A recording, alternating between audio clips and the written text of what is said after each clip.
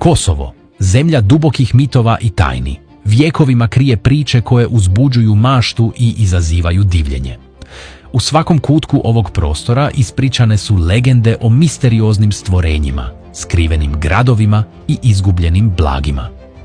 Hajdemo zajedno na putovanje kroz 5 najzanimljivijih mitova ove drevne zemlje.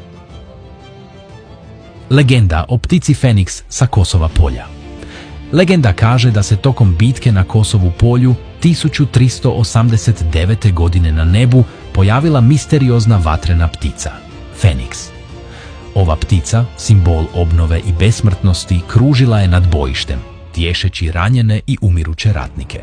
Svjedoci su tvrdili kako je njen plač mogao izliječiti čak i najteže rane, dok je njeno perje navodno donosilo vječni život.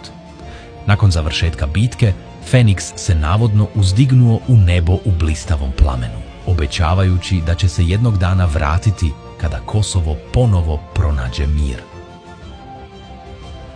Prelazimo na novu legendu, tajanstvenu kamenu djevojku Rugovske klisure.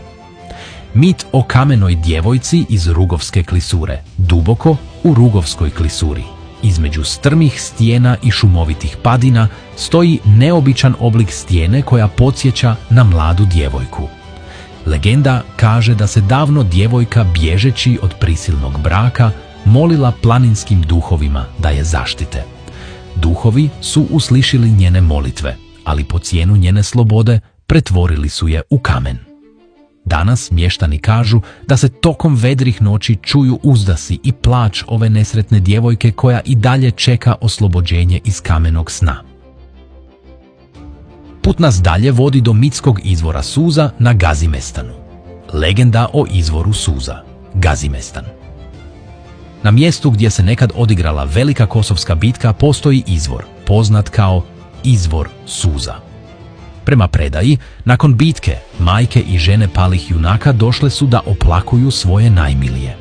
Njihove suze bile su toliko obilne i iskrene da su stvorile izvor koji nikada nije presušio.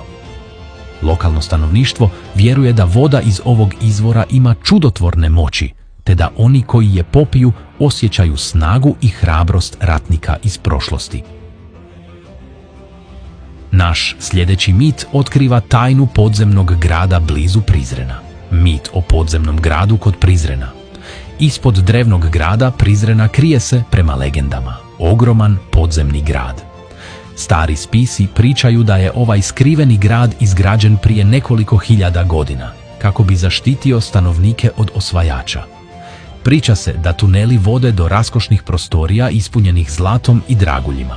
Mnogi istraživači pokušavali su pronaći ovaj grad, ali nikoga do sada nije uspio locirati.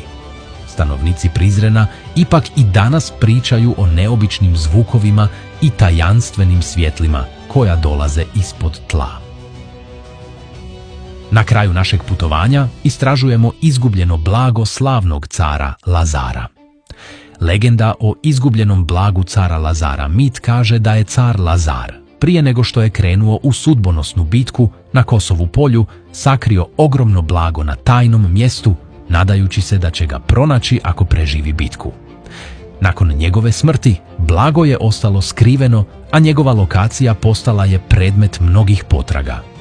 Legende kažu da je blago skriveno negdje na području Kosova, zaštićeno magičnim silama i stražarima iz drugih svjetova. Potraga za ovim blagom traje stoljećima, ali njegova tajna još uvijek ostaje nerazriješena, čekajući one dovoljno hrabre da ga otkriju.